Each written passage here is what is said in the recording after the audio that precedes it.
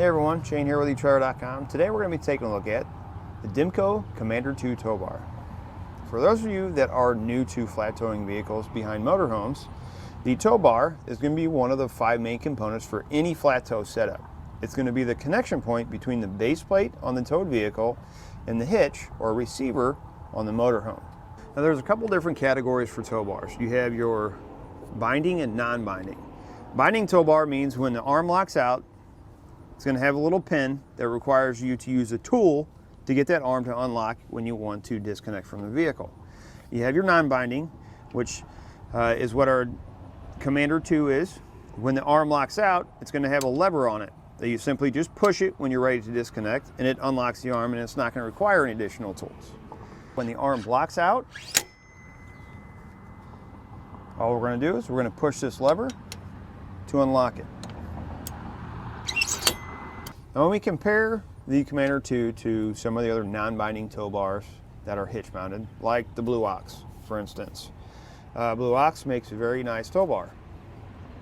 It's going to come with the safety cables, however the safety cables are not attached to the tow bar, so that's something else we have to put away when we're not towing our vehicle. Where with our Commander 2, our safety cables are actually pre-installed on each arm, and they're going to point in the direction where you need to hook them up on the motorhome side. The reason that's good is because on the motorhome side, when you're hooking up safety cables, they need to be crisscrossed. Again, we're not going to have to guess where our safety cable is coming from the vehicle over to the motorhome. Another nice feature that this tow bar is going to have that the other ones don't. It's going to have a rod here. As you can see, this is to store our coiled cable up so it's not dragging the ground. It's going to have a pin that's going to go right on the end here. It's going to keep our cable from sliding off. If we didn't have this, look how low our cable sits, and I've seen this many times. When you leave your cable like this, you're putting pressure on the plugs on both sides, and I've seen cables get damaged because when your tow vehicle and your towing vehicle are on 2 different levels, I've seen the cables get damaged because they drag on the ground and you don't know it until you're stopped. Save yourself the trouble. Get the tow bar that has the rod on it so you can keep your cable up. You don't have to spend that extra money later on because you damaged your cord and didn't know it. It's also going to have a 1-inch riser drop built into it. Right here in our shank, it's in the drop position. If you want to put it in the rise position, you simply follow the instructions, but basically what you're going to do is remove these 2 bolts. You're going to flip this shank over and then reinstall the bolts.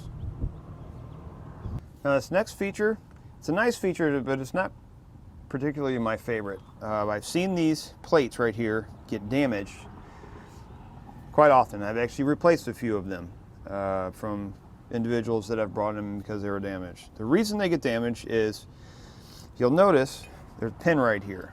In order to lock your tow bar into the stored position against the motorhome, you have to lift it, rotate it in, and you got to make sure that the top of that pin is down far enough. And then you would rotate it up. It basically stores in that position. Your other arm can store on this side, or you can store it how we have here. What we find, or what I have found, is that people will get in a rush and they won't have the arm quite up high enough, and they'll go to shove it in there and it'll actually bend this plate. Or they'll get it so far in there, not far enough, and they'll go to try to push it down and they're not pushing it in. So what you're doing is you're damaging that plate. That being said, these parts are replaceable and they're not hard to replace. You can find those here at eTrailer. Here we have a Blue Ox base plate. These are the arms for the Blue Ox. Simply line up the holes. We're going to take the pin, run it through like that, and then install your clip.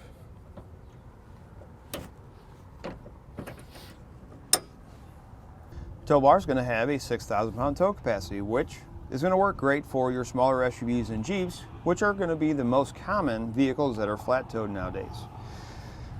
That being said, as far as my professional opinion on this tow bar, I really like it. I like the safety cables being pre-installed on here. I like the rod that holds up your wiring so it doesn't drag the ground.